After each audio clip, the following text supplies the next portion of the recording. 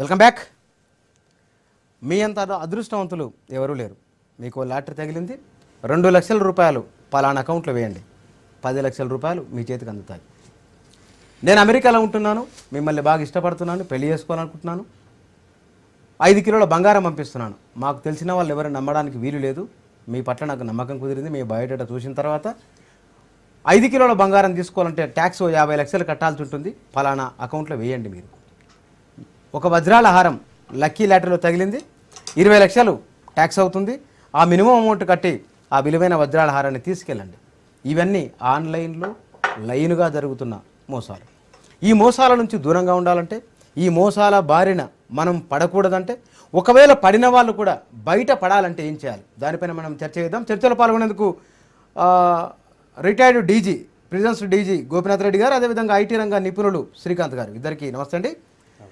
Sir, Gopinath Reddy గారు, జనరల్గా ఎవరికైనా సరే ఏదో వస్తుందంటే కొంత ఆశ ఉంటుంది. డబ్బుల విషయంలో అయితే మరీ ఎక్కువ ఉంటుంది.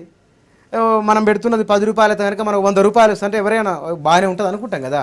ఈ మధ్యకాలంలో ఆన్లైన్లో జరుగుతున్న మోసాల ఎట్లా ఉంది సార్? అంటే ఎక్కడి నుంచి ఎక్కువ జరుగుతున్నాయి? ఏ తరహా వాళ్ళు దాంట్లో బుట్టలో పడిపోతున్నారు?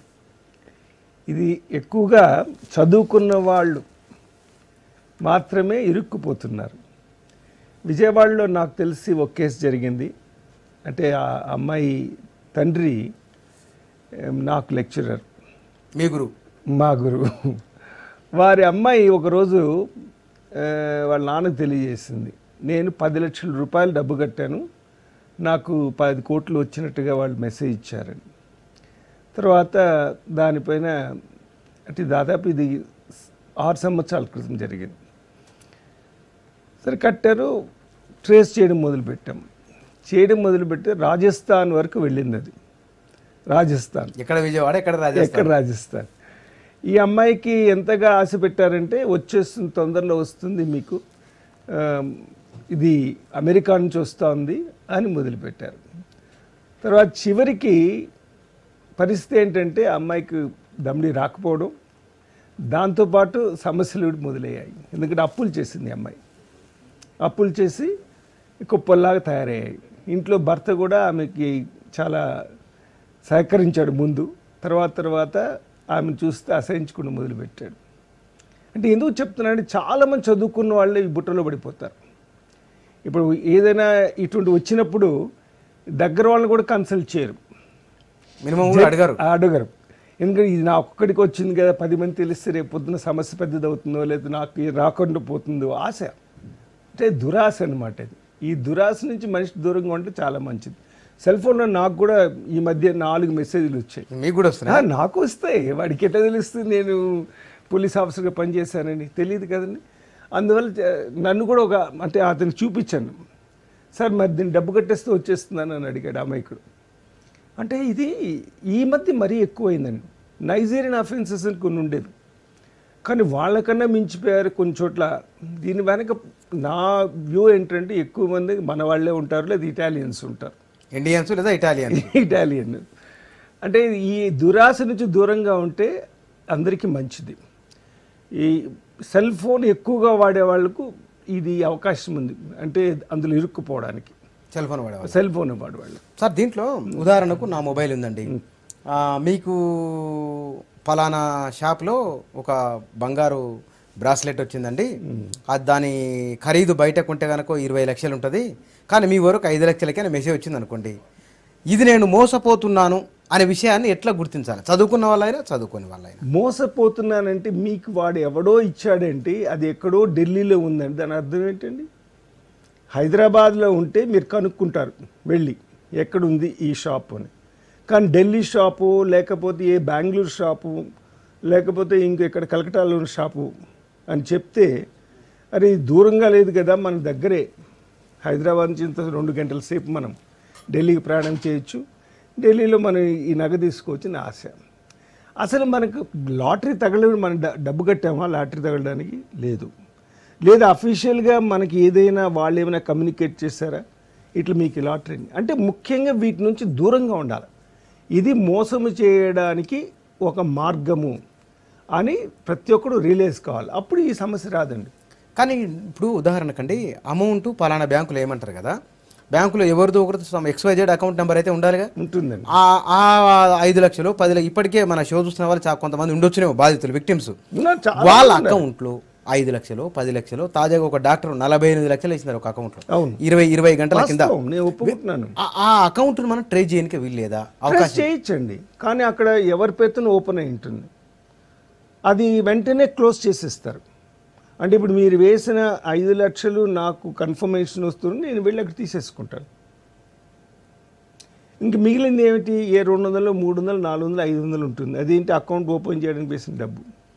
మీరు అక్కడికి వెళ్ళిన తర్వాత ఆల్రెడీ విత్డ్రాన్ అండి ఇది, అంటే వాళ్ళు విత్డ్రా చేసుకుని వెళ్ళిపోయారు కాబట్టి ఎవరో మాకు తెలీదు, మా దగ్గర ఉన్న ఐడి ప్రూఫ్ ప్రకారం సోన్స్, ఆ సోన్స్ అసలు ఉండడు. అందుకే ఇప్పుడు ఆధార్ లింక్ చేస్తున్నారు, ప్రతి అకౌంట్ కూడా ఆధార్ లింక్ చేయడానికి ప్రయత్నం జరుగుతుంది.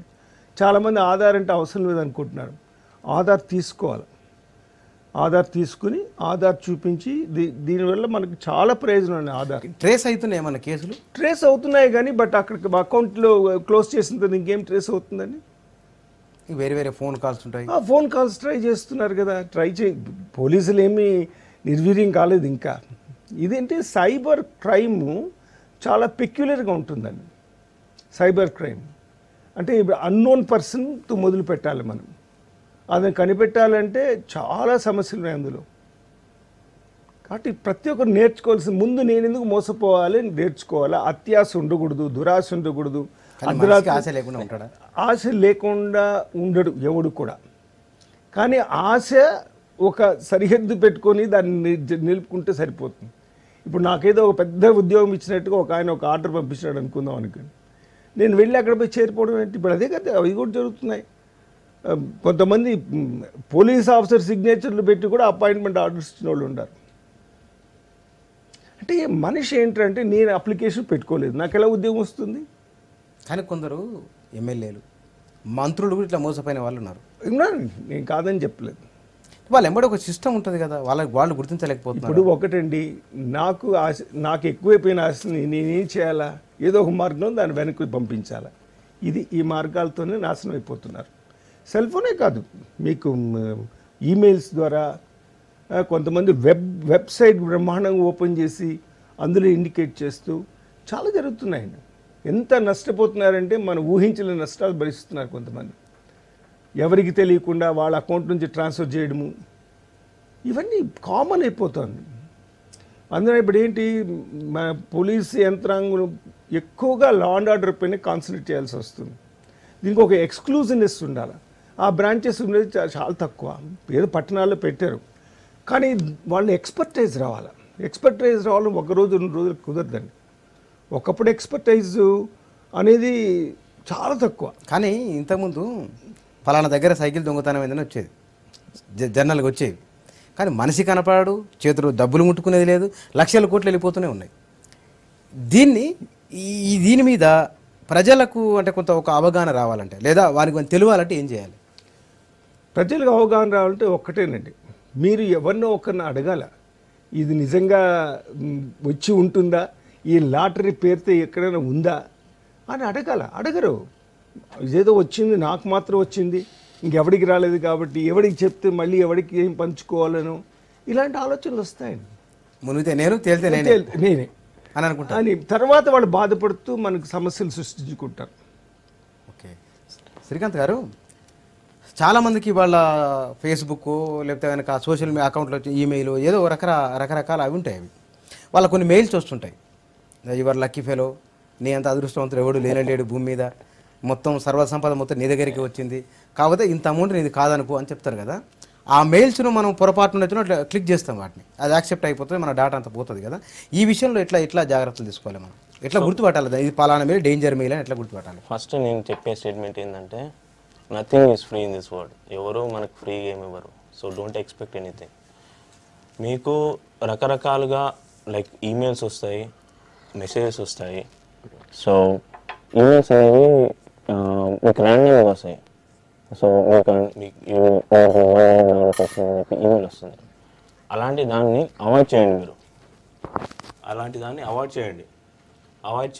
దాన్ని రిప్లై చేశారనుకోండి, వాళ్ళు ఎవరైతే ఈమెయిల్ పంపిస్తున్నారో వాళ్ళకి మీ ఈమెయిల్ ఐడి యాక్టివ్ ఉందని తెలుస్తుంది. So they will keep on sending the same mail. అలాంటి ఈమెయిల్స్ మీకు పంపించి సో ఏదో ఒక టైం అప్పుడు మీరు ఏంటి చూడాలని ఒక ఎంతూజియాజం ఉంటుంది కదా, సో ఆ న్యాచురల్ అది. సో మనం దాన్ని క్లిక్ చేస్తాము. మనం బేసికల్గా ఇవన్నీ ఎందుకంటే మన పర్సనల్ ఇన్ఫర్మేషన్ని గ్యాదర్ చేయడానికి వాళ్ళు చేస్తారు. అలాంటివి మనం ఎప్పుడు కానీ ఏ సైట్లో కానీ వెబ్సైట్లో కానీ మన పర్సనల్ ఇన్ఫర్మేషన్ ఇవ్వద్దు. ఎస్పెషల్లీ క్రెడిట్ కార్డ్ ఇన్ఫర్మేషన్ ఇలాంటివి ఏమి ఇవ్వద్దు. ఇలాంటి same as messages also like ఎస్ఎంఎస్లు వస్తాయి. Try to avoid them, don't reply.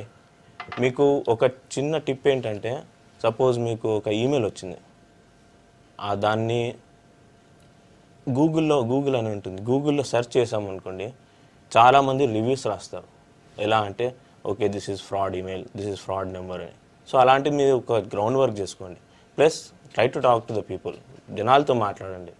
మీకు ఒక్కరికే వచ్చింది అని అనుకుంటా. ఇప్పుడు ఉదాహరణకు 10వ తరగతి 12వ తరగతి చదువుకున్న వాళ్ళు ఉంటారు. ఆ స్థాయిలో వచ్చిన ఇంగ్లీష్ మీడియం అయితేనో అదృష్టవంతుడే, ఓకే అనుకుందాం. తెలుగు మీడియం ఉన్న వాళ్ళు అయ్యండి 10, 12 చదువుకున్న వాళ్ళకి కనుక వాళ్ళకి అర్థమైంది కొంత ఉంటుంది. మరి వాళ్ళ విషయంలో అదే జనాలతో మాట్లాడాలి. ఎవరికైతే తెలిసి ఉంటుందో వాళ్ళతో మాట్లాడాలి. సొంతగా డెసిషన్ తీసుకొని చెప్పలేడు ఉదాహరణకి, ఎందుకంటే డబ్బులు వస్తాయంటే ఎవరికి చెప్పొద్దని అనుకుంటారు మనుషులు. మనిషి తత్వం అది, హ్యూమన్ బీయింగ్ అట్లే ఉంటాడు. అయినా సరే ఎవరికి చెప్పకూడదు, తాను తెలుసుకోవాలి. 10వ తరగతి 12వ తరగతి చదువుకుంటే, డిగ్రీ చదువుకున్నా పర్వాలేదు, రూరల్ బ్యాక్గ్రౌండ్ అయిందనుకోండి, లండన్ బేస్డ్ కంపెనీ మాది, ఇందులో మేము షేర్లు అమ్ముతున్నాం తక్కువ ధర, మీరు ఒక 10,000 మేము కాకుంటే మీకు మంచి డైరెక్టర్ హోదా ఇస్తాం, మేము దేశవ్యాప్తంగా మేము కలెక్షన్ చేస్తున్నాం, ఇట్లాగే మీరు ఫస్ట్ కమ్ ఫస్ట్ సర్వీస్ అని చెప్తారా. వానికి వచ్చిన కాడికి వస్తుంది, అర్థమయ్యే కాడికి అర్థమవుతుంది. మొత్తానికి ఏమర్థమవుతుంది, నాకు పెద్ద హోదా వస్తున్న విషయం అర్థమవుతుంది. సో ఇప్పుడు చూస్తే ప్రతి చిన్న బాబు కూడా ఇంటర్నెట్ అనేది తెలుసు తనకి. సో అలాంటి ఏమైనా వచ్చిందనుకోండి, ఫస్ట్ ఆ కంపెనీ పేరేంటి, డీటెయిల్స్ ఏంటి, అట్లీస్ట్ సమ్ అడ్రస్ ఉంటుంది కదా, అడ్రస్ వెరిఫై చేసుకోండి. ఆ పార్ట్ అయితే మనం చేసుకోవాలి. లేకపోతే మనలాంటి ఏమి చేసుకోకుండా దిగిపోయినాం అనుకోండి, మనలాంటి మోసం చేయడానికి చాలామంది ఉన్నారు దునియాలో. ప్రపంచమే మోసం. ప్రపంచం. మనతో మాట్లాడేందుకు సురేందర్ గారు నల్గొండ నుంచి ఫోన్ లైన్లోకి వచ్చారు, షో చూస్తూ. సురేందర్ గారు నమస్తే అండి. చెప్పండి సార్. అదే మీరు ఫోన్ చేసి చెప్పండి, ఏం సూచన చేస్తారా, లేకపోతే వెనక మీకు ఏమైనా అట్లా అనుభవం ఎదురైందా ఆన్లైన్ మోసాల మీద? అదే ఇప్పుడు ఆన్లైన్ మోసం అదే ఒకటి ఎదురైంది సార్. నిన్న సాయంత్రమే జరిగింది. ఏమైంది? ఒకరోజు లేడీస్ హిందీలో మాట్లాడుకుంటా లేడీస్ ఫోన్ చేసారు సార్. పేరు వరకు లేడీస్ ఫోన్ చేశారు సార్. ఫోన్ చేసి మీది ఏటీఎం కార్డు బ్లాక్ అయినాయి, ఆ బ్లాక్ అయినాయి, మళ్ళీ రీఓపెన్ చేయాలంటే మీరు ఏటీఎం కార్డు మీద ఉన్న నెంబర్ చెప్పండి, ఇటు సంగతి నీకు ఎన్ని ఏటీఎంలు ఉన్నాయి, ఏంది మీ అమౌంట్ ఎంత ఉంది అని చెప్పని అడిగారు. అడిగితే నేను మరి బ్యాంక్ నుంచి మాట్లాడుతురు కదా, బ్యాంక్ నుంచే చేస్తురు కదా అని చెప్పని నాకు డౌట్ వచ్చి ఆ బ్యాంక్ నుంచే నేను చేస్తురు కదా అని చెప్పని, మీరు ఎక్కడ ఏంది అని చెప్తే నేను హైదరాబాద్ నుంచి హెడ్ ఆఫీస్ నుంచి మాట్లాడుతున్నాం అని చెప్పారు. ఆ హెడ్ ఆఫీస్ నుంచి మాట్లాడుతున్నాం అని చెప్తే నేను ఏటీఎం మీద ఉన్న నెంబర్ చెప్పేసాక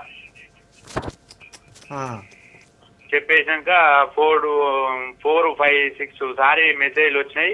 ఆ మెసేజ్లు రాగానే మెసేజ్ నెంబర్ చెప్పండి, మెసేజ్ నెంబర్ చెప్పండి, ఇంకా ఓకే కాలేదు అని చెప్పి అనుకుంటే అట్నే 5-6 సార్లు కాల్ చేశారు. ఆ మెసేజ్ నెంబర్ నేను రిసీవ్ చేశా.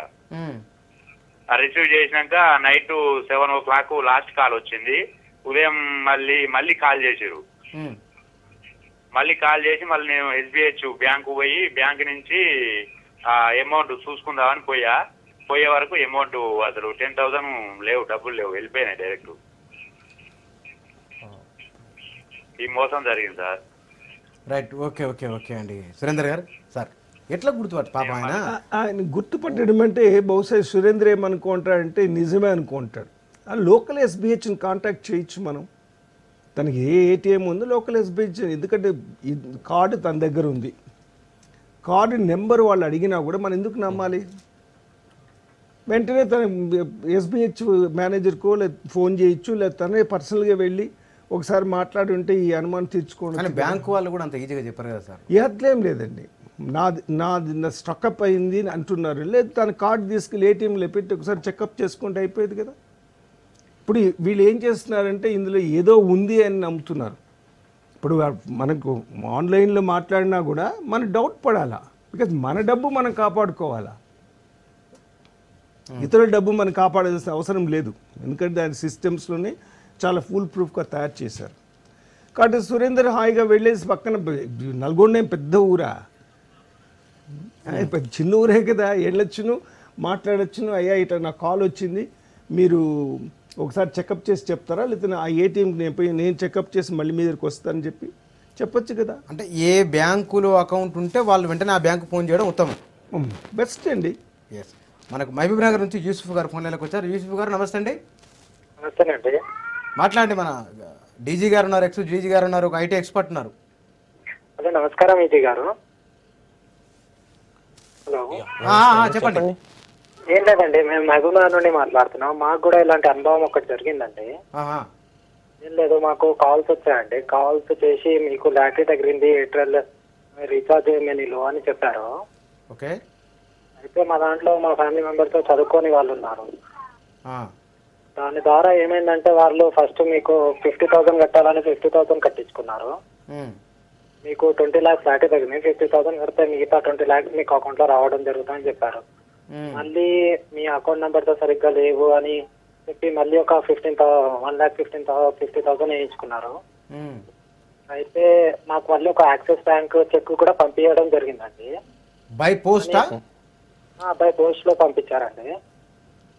అయితే ఆ చెక్ లో అమౌంట్ లేదన్నట్టు చెక్ బౌన్స్ అయింది.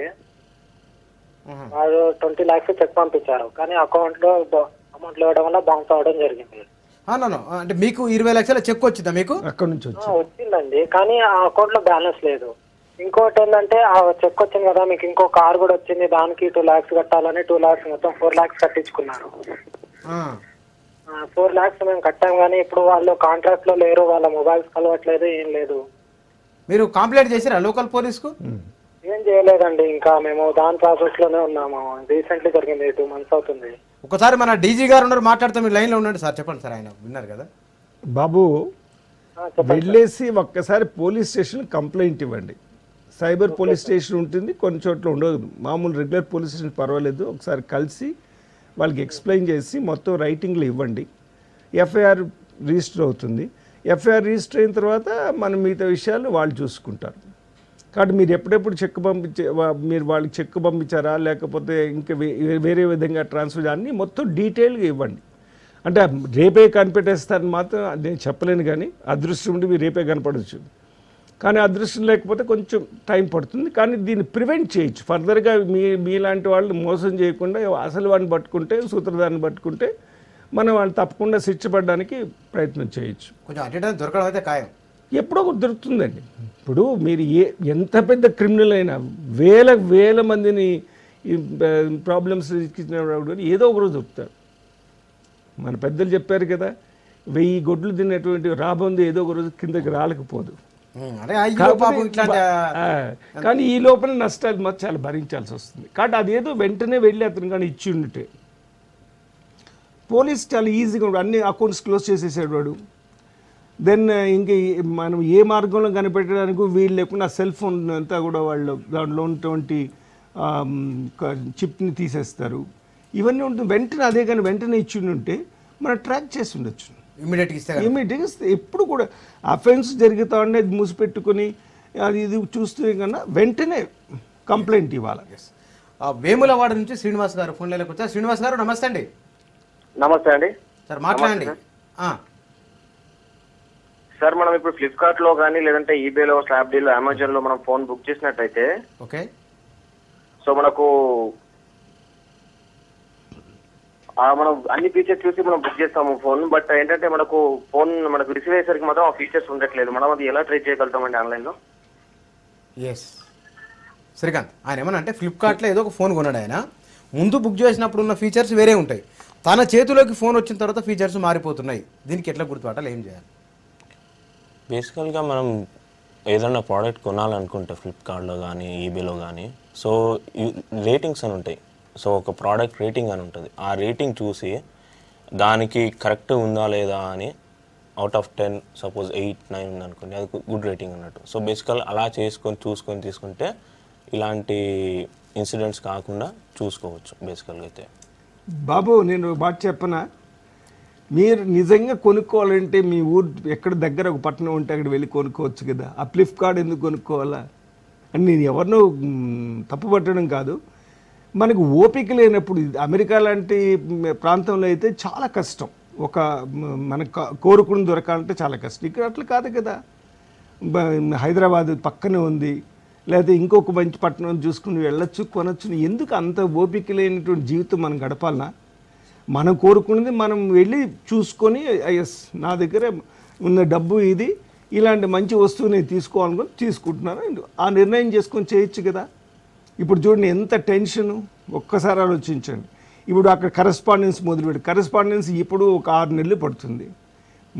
6 నెలలు మీకు ఎంత నష్టము, టైం వేస్ట్, టైం కన్నా కూడా టెన్షను, తర్వాత డబ్బు పోయింది, అవమానం ఒకటి మిగిలింది.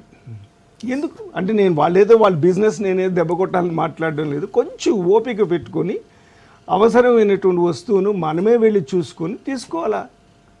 మామూలు గ్రామీణ ప్రాంతాల్లో కనుక ఏదైనా జరిగితే ఇట్లాంటి ఆన్లైన్ మోసాలు, మొన్న ఎవరో ఒక ఊర్లో ఒక అబ్బాయి ఆన్లైన్లో సెల్ ఫోన్ బుక్ చేస్తే 2 మామిడికాయలు వచ్చినాయి, ఇంకొక ఆయనకు 2 రాళ్ళే వచ్చినాయి బాక్సులో. ఇట్లాంటి వాళ్ళు ఫిర్యాదు చేయాలంటే మామూలు ఉండే లోకల్ పోలీస్ స్టేషన్లో చేయొచ్చా, లేదంటే కనుక సైబర్ అంటున్నారు కాబట్టి మళ్ళీ సైబర్ దగ్గరికి వెళ్ళాలన్నా? మామూలు పోలీస్ స్టేషన్ కంప్లైంట్ చేయొచ్చాను. కాకపోతే ఒక్కొక్క మారు ఏంటంటే వాళ్ళ దగ్గర నైపుణ్యం ఉండదు. అప్పుడు మనం సైబర్ వాళ్ళే ట్రాన్స్ఫర్ చేయొచ్చును, లేదా అక్కడ వెళ్ళి మనం అంటే ఇప్పుడు మహబూబ్ నగర్ చుట్టుపక్కల ఉంటుంది అనుకోండి, పల్లెల్లో ఉంటారు, రూరల్ మండల్స్ ఉంటాయి కదా, అవి వాళ్ళ దగ్గర కదా, అందువల్ల వాళ్ళకి వెళ్ళి కంప్లైంట్ చేయడం బాగుంటుంది. అంటే కంప్లైంట్ చేయకుండా 10 మందిలో నాకు అన్యాయం జరిగిందంటే లాభం లేదండి. ఇప్పుడు ఒక నేరస్తుడు ఎక్కడెక్కడో నేరాలు చేస్తుంటాడు. ఇప్పుడు సిఐడి ఉంది. సిఐడి ఏంటంటే ఒక జిల్లా కన్నా ఎక్కువ ఈ నేరస్తుడు నేరాలు చేసి ఉంటే తప్పకుండా సిఐడి టేకప్ చేస్తుంది. కానీ చాలామంది ఏమవుతుందంటే తాను మోసపోయిన విషయం బయట తెలిస్తే పరుగు పోతున్నాను, లేకపోతే కనుక ఇంత అమాయకంగా ఎట్లా ఉన్నాడని అంటారు కదా. అంటారు. మరి దాన్ని ఓవర్కమ్ చేయాలంటే ఏం చేయాలి? ఓవర్కమ్ చేయాలంటే ఒకటేనండి, ఎవడో మనల్ని తప్పుడు అంచనా వేస్తే అది మన తప్పు కాదు, మన పని మనం చేయాలి. ఇప్పుడు ఇంట్లో దొంగతనం జరిగితే మా ఇంట్లో దొంగతనం జరిగింది కాబట్టి నేను ఎందుకు కంప్లైంట్ ఇవ్వాలనుకుంటే ఇంక దీనికి అంత ఉండదండి. కాబట్టి నేరాన్ని మనం నివారణ చేయడానికి ఎన్నో ప్రయత్నాలు చేయొచ్చు. కానీ నేరం జరిగిన తర్వాత ఆ నేరస్తుడు అనే వాడిపైన మనం కంప్లైంట్ లేకపోతే ఏముండదు. పోలీసుకి కూడా ఎప్పుడో వెంటనే తెలియడానికి చాలా కష్టం కదా. ఇప్పుడు రకరకాల సమస్యలు పోలీసుల ముందంటే అట్లీస్ట్ ఒకప్పుడు హాయిగా వాళ్ళ పని చేసుకునేవాళ్ళు. ఇప్పుడు అట్లా కాదు కదా, సమస్యలు ఎన్ని ఉన్నాయి. ఈరోజు సోషల్ అఫెన్సెస్ అంటే సాంఘిక పరంగా నేరాలు కూడా పోలీసుల పైన నెత్తిన భారం పడింది. ఇంట్లో 2 అన్నదమ్ములు కొట్టుకుంటే పోలీస్ స్టేషన్కి వచ్చింది, అన్నీ అక్కడే. ఇంకా భార్యాభర్త కొట్టుకుంటే ఇక్కడ వచ్చింది, ఆస్తి తగాదులు ఇక్కడ వచ్చింది. కానీ ఇవన్నీ కూడా పోలీసులు చేయాల్సిన అవసరం. ఎంతోమంది ఆఫీసర్స్ ఉన్నారు, రిటైర్డ్ ఆఫీసర్, నాకు అదే ఆశ్చర్యం ఇస్తుంది. వాళ్ళు ఉపయోగించుకోవచ్చు, ఆ ప్రయత్నం చేయాలి. చేయాలి. చేయకుండా మనం ఏం చేస్తున్నాం, ఇంకా ఎంతోమంది చక్కగా పనిచేసే వాళ్ళు ఉన్నారు పెద్ద మనుషులుగా, అటువంటివన్నీ మనం పట్టించుకోవడం లేదు. శ్రీకాంత్ గారు, మన ఇన్ఫర్మేషన్ ఫేస్బుక్లో ఉన్నదో లేకపోతే కనుక మన మెయిల్లో ఉన్నదో ఎవరికి ఒక విజిటింగ్ కార్డు ఇచ్చి వస్తాం మనం. ఇట్లాంటివి మన ఇన్ఫర్మేషన్ అంతా వాళ్ళ దగ్గరికి వెళ్ళిపోతుంది. మనది పోయింది, మన ఇన్ఫర్మేషను ఎట్లా గుర్తించాలి, పోయిన వెంటనే దాన్ని ఎట్లా క్లోజ్ చేయాలి? బేసికల్గా ఇప్పుడు ఫేస్బుక్ అకౌంట్ తీసుకోండి, దాంట్లో మనం డేట్ ఆఫ్ బర్త్ ఇస్తాం, అది ఒక కీ ఇన్ఫర్మేషన్. మన డేట్ ఆఫ్ బర్త్ అనేది చాలా అప్లికేషన్స్లో మనం పెడతాం. దెన్ ఏదో ఒక ఈమెయిల్ వచ్చింది అనుకోండి, దానికి రిప్లై చేస్తాం, మన ఈమెయిల్ డీటెయిల్స్ అన్నీ వెళ్ళిపోతాయి. సో అలాంటి దాంట్లోకి మనం ఎప్పుడు కానీ అవాయిడ్ చేయాలన్నమాట బేసికల్గా. సో ఇప్పుడు నేను ఎగ్జాంపుల్ ఇస్తాను. నాకు ఈమెయిల్స్ వచ్చాయి, మా ఫ్రెండ్ అంటాడు నేను ఇక్కడ ఒక ప్లేస్లో ఉన్నా, నాకు మనీ కావాలి అని చెప్పి ఈమెయిల్ పంపించాడు. సో నేను ఆ ఈమెయిల్కి రెస్పాన్స్ ఏం నేను ఇవ్వలేదు, డైరెక్ట్ మా ఫ్రెండ్కి కాల్ చేశాను. అదే నీ ఈమెయిల్ ఐడి నుంచి నాకు ఈమెయిల్ వచ్చింది అంటే నేను పంపించలేదు అన్నాడు. సో అలాంటివి మనం ముందు జాగ్రత్తలు తీసుకొని ఇలా అవాయిడ్ చేయవచ్చు అనమాట. అండ్ బేసిక్ థింగ్ ఏంటంటే అవేర్నెస్. జనాలకి సైబర్ క్రైమ్ అనేది ఇది చాలా తక్కువ నాలెడ్జ్ చాలామంది. సో అవేర్నెస్ ప్రతి వాళ్ళలో అవేర్నెస్ పెంచితే ఇలాంటివి మనం తగ్గించవచ్చు అనే ఉద్దేశం. ఇప్పుడు ఊర్లలో ఇందాక మనం కాలర్ మాట్లాడింది మనం విన్నాం. మొబైల్కు ఆయనకు మెసేజ్లు వచ్చినాయి, టక్ ఓపెన్ చేసింది ఆయన. మొబైల్ యూసేజ్ని ఎట్లా వాళ్ళకు ఆప్షన్స్ ఎట్లా చేసుకోవాలి వాళ్ళు? అలాంటి మీకు మనీ వస్తుంది, ప్రైజ్ గెలుస్తున్నారు అంటే ఫస్ట్ అది నమ్మకండి. అది నన్ను అడుగుతున్న 99% ఫేక్ అది. సో అలాంటివి ఎప్పుడు కానీ దానికి ఎస్ నో అని ఆప్షన్స్ ఉంటాయి కదా. గవర్నమెంట్ స్కీములు, మీకు పెన్షన్ వచ్చింది మీకు మెసేజ్ వస్తుంది, గవర్నమెంట్ అంటుంది కదండి. మీకు ఎరువులు వచ్చినాయి మీకు SMS వస్తుంది, మీకు బ్యాంకు లోన్ మంజూరైంది మీకు SMS వస్తుంది, మీకు మళ్ళీ విడత రుణం ఎప్పుడు కట్టాలో ఒక SMS వస్తుంది. ఇన్ని SMSల మధ్య అది కూడా ఒకటి అనుకోవచ్చు కదా. దాన్ని ఎట్లా మనం ఐడెంటిఫై చేయాలి? దాన్ని అంటే దానికి కోడ్ ఏమైనా ఉంటుందా? ఉదాహరణకు రూపాయి నోట్ డూప్లికేట్ అంటే గాంధీ బొమ్మ ఇట్లా ఉల్టా చూస్తే కనిపిస్తుంది, దాని మీద ఒక బ్లూ గీత ఉంటుంది, ఉంది కదా, బండ గుర్తుంది కదా, అట్లా వీటికి ఏమైనా ఉందా? సో అలాంటిది చెప్పడం చాలా కష్టం అండి. ఎందుకంటే ఇప్పుడు 100 రూపీస్ నోట్ యాజ్ ఇట్ ఈస్గా ప్రింట్ చేస్తున్నారు. సో అది మనం అంత పెద్ద విషయమే చేస్తున్నారు ఈజీగా. సో ఇలాంటివి మనం చెప్పడం కొంచెం కష్టం. బట్ ఎట్లా అంటే ఎప్పుడు కానీ ఓవర్ ప్రామిసింగ్గా ఉన్నది అనుకోండి, ఈమెయిల్ కానీ మెసేజ్ కానీ, మీరు ₹1,00,000 గెలిచారు, 10 లక్షలు గెలిచారు అని, అప్పుడు మీరు ఇమ్మీడియట్గా ఆలోచించాల్సిన విషయం ఏంటంటే అది ఫేక్ ఉంటుంది అని చెప్పి గుర్తించాలి. అది మీరు చేయాల్సిన బాధ్యత. సరే, ఇది ఆన్లైన్ మోసాలను మనం ఎట్లా బ్రేక్ చేయొచ్చు? ఆన్లైన్ మోసాలు అంటే ఇప్పుడు ముందు మన అమాయకత్వాన్ని వినియోగించుకొని పంపించే వాళ్ళు ఉంటారు. ఒక్కొక్కసారి ఏం చేస్తారంటే మన దురాశను బట్టి పంపిస్తుంటారు. ఇప్పుడు మీకు తక్కువ ఎడ్యుకేషన్ వాళ్ళకు ఇటువంటి మెసేజ్లు రావండి, ఎందుకు తెలిసిపోతుంది. వాడికి పెద్ద వ్యవసాయం చేసుకుంటుంటాడు, ఎప్పుడైనా ఫోన్ వాడతాడు. మన రెగ్యులర్గా ఎక్కువ ఫోన్లు వాడే వాళ్ళు వస్తాయి, మీరు కావాలంటే స్టడీ చేయండి. ఎక్కువ ఉపయోగిస్తుంటారు, విపరీతంగా ఉపయోగిస్తుంటారు SMS పైన. అంతే, ఒకప్పుడు సారాయి తాగి సారాయితో పాటు లేసి మళ్ళీ సారాయి తాగి పడుకునే పరిస్థితి. ఇప్పుడు ఆ ఫోన్ పెద్ద అడిక్షన్ ఇది.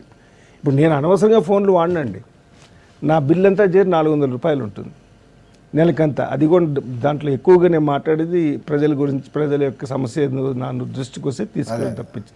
అంటే మనం కంట్రోల్ చేసుకోవాలి. SMSలు నేను ఎక్కడ బయట పంపను, జనరల్గా నాకు రావు కూడా. ఏదైనా అవసరం లేని SMSలు, అవసరం లేని పాటలు. ఇప్పుడు అమ్మాయిలు ఏడిపించడము, వాళ్ళ సమస్యలు సృష్టించడము, వాళ్ళ గురించి బ్లాక్మెయిల్ చేయడం, ఇవన్నీ ఇదే కదండి. కానీ మన డిపార్ట్మెంట్ ఇంకా దాన్ని బ్రేక్ చేసే స్థాయికి అంత నిపుణత సాధించలేదా? నేను ఒకటి చెప్పనండి, మనకి చాలా ఎక్కువ ఫ్రీడమ్ ఉంది. ఎంత ఫ్రీడమ్ ఉందంటే ఆ ఫ్రీడమ్ ఎక్కువ మిస్యూజ్ చేసి అప్పుడు బయటపడుతుంది మితిమీరి. అంతే. ఇప్పుడు చిన్న పిల్లలు 5 సంవత్సరాల పిల్లలకు ఒక సెల్ ఫోన్ కొనిస్తారు. ఏమంటే మీ పిల్లవాడు ఎక్కడ తప్పిపోతాడు? బస్సు ఎక్కిస్తున్నారు, బస్సు దిగుతున్నారు, కానీ వీళ్ళు మోసం చేస్తలేరు కదా. ఎవడో చేస్తున్నాడో కాదు, ఎవరు చేసినా కూడా మనకు అలవాటు ఎక్కువైపోయి మోసానికి మార్గం వెతుక్కుంటాం మనం. ఇప్పుడు నేను ఒక 50 లక్షలు పోగొట్టుకున్నాను అనుకోండి, మరి నేను ఇంకొకటి వెతుక్కోవాలి కదా. ఇప్పుడు ఇంత ఈ భూమిలో ఎంత ఎవడంటే వాడు వచ్చి లోపల కూర్చొని, ఇవన్నీ ఇవే కదండి సమస్యలు. ఇవన్నీ సోషల్ ఇష్యూస్. మన సోషల్ ఇష్యూస్ని పక్కకు దోసేసి ఏదో క్రైమ్ అన్నట్లు మన దీనికి ఒక ఎక్కువగా ఆర్భాటం చేసి తిరుగు ఏముండదు. కాబట్టి కావాల్సింది ఏంటంటే ఫస్ట్ పోలీసులు నైపుణ్యం పెంచాలి. అది ఒక రోజులో వచ్చేది కాదు. ఇప్పుడు నేను ఏపీ పోలీస్ అకాడమీ డైరెక్టర్గా ఉన్నప్పుడు ఒక ఇంటర్నేషనల్ సెమినార్ కండక్ట్ చేశాం, safety and security of cyber. అంటే ఎందుకంటే ఇప్పుడు మనం ఎన్ని చేసినా ఒక రోజు రాదండి. ముఖ్యంగా వీళ్ళకి అవగాహన ఎక్కువ కావాలా. అట్లనే ప్రజల్లో అవగాహన తేవాలంటున్నారు. ప్రజలకు తెలిసి తప్పు చేస్తున్నారు, తెలియకుండా తప్పు చేస్తున్నారు. కాబట్టి మనం చూడాల్సింది ఏంటంటే వీరున్నంతవరకు అనవసరంగా ఫోన్లు వాడకుండా ఉండడం. ఇట్లా మోసపోయిన వాళ్ళల్లో ఎంత పర్సెంటేజ్ వరకు వాళ్ళు ఆశ పెట్టుకోవచ్చు, అయ్యో మాసము మాకు వస్తుంది అని? మీరు ముందు కంప్లైంట్ ఇవ్వకుండా 2 నెలల తర్వాత జ్ఞాపకం తెచ్చుకున్నప్పుడు కంప్లైంట్ ఇస్తే లాభం ఏంటి? కంప్లైంట్ ఇస్తే ప్రయోజనం కొంతలో కొంత తప్పకుండా. ఓకే అండి, ఈ రోజు కాకపోయినా రేపు. Thank you sir. Gopinath Reddy గారు, శ్రీకాంత్ గారు, థ్యాంక్ యూ అండి. మనం కష్టపడి సంపాదించిన సొమ్ము డబ్బు అదే మన దగ్గర ఉంటుందనే గ్యారంటీ లేనప్పుడు గుర్తు తెలియని వ్యక్తులు కోట్ల రూపాయలు, లక్షల రూపాయలు మన అకౌంట్లో వేస్తారంటే, మన జేబులో వేస్తారంటే నమ్మడాన్ని మించిన అత్యాశ, అమాయకత్వం ఏదనుకుంటే అది ఉండదు. ఎండమావుల వెంట పరిగెత్తొద్దు, అక్కడ నీళ్లు ఉండవు, ఆ తర్వాత ఇబ్బంది పడొద్దు. మనకు కావాల్సింది మనం చూసుకుంటే సరిపోతుంది. Thank you.